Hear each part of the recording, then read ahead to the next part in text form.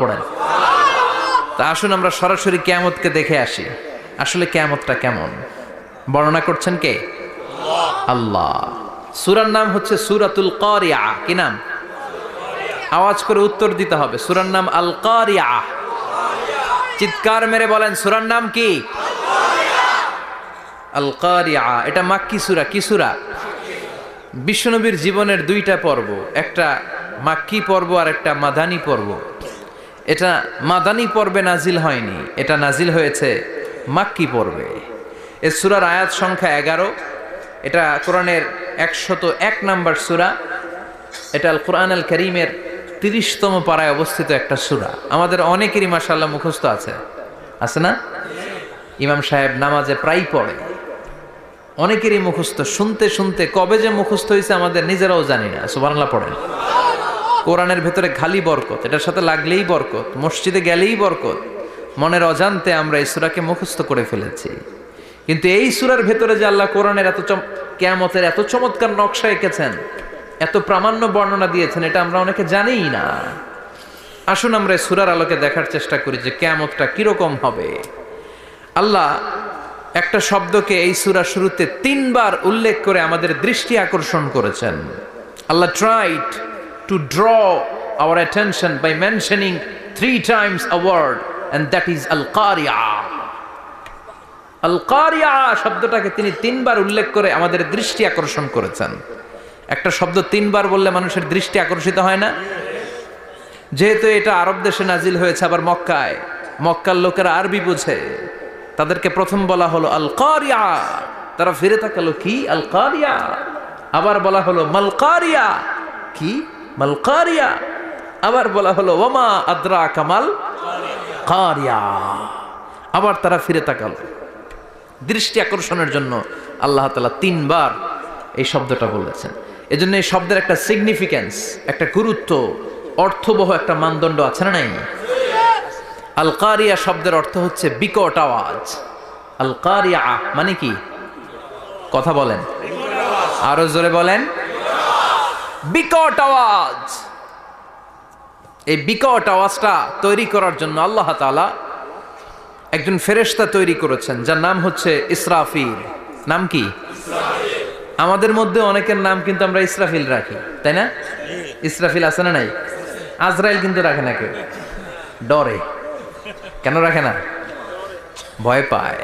কিন্তু ইসরাফিল আছে, আমার পরিচিত অনেকে আছে ইসরাফিল। তো এই ফেরেশতার পা হচ্ছে জমিনেরও নিচে, মাথা হচ্ছে আকাশের উপরে। এই ফেরেশতার কাজ হচ্ছে ওই বিকট শব্দ তৈরি করা। উনি একটা সাইরেনের মধ্যে ফু দিবেন, হুইসেল দিবেন, ট্রাম্পেট।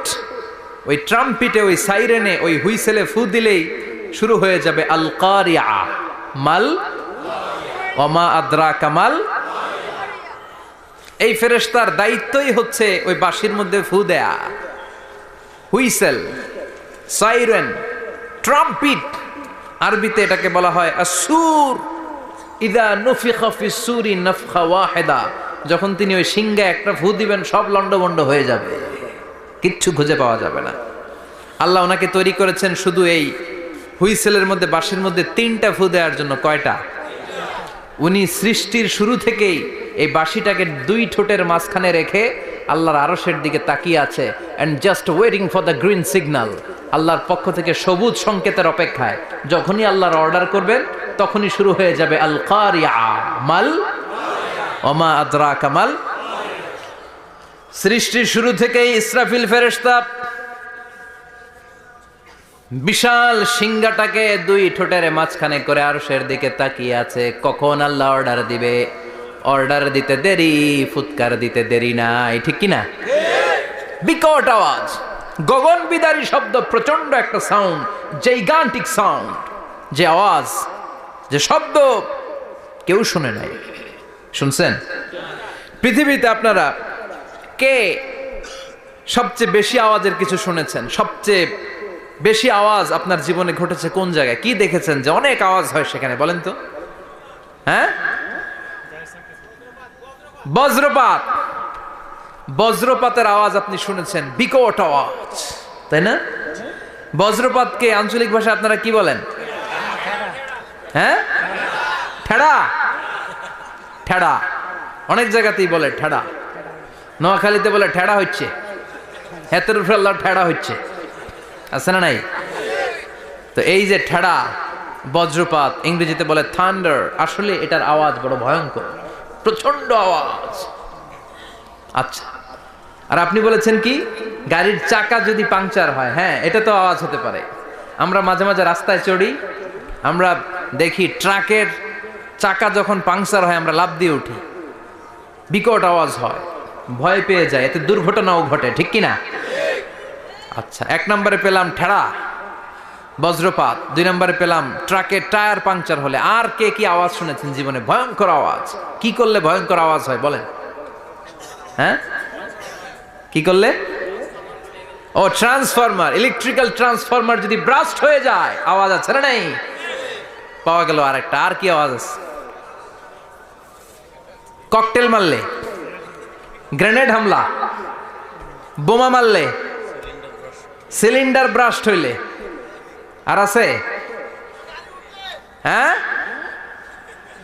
হাই স্কুলে দপ্তরি যখন ঘন্টার মধ্যে বেল বাজায় আওয়াজ আছে না নাই?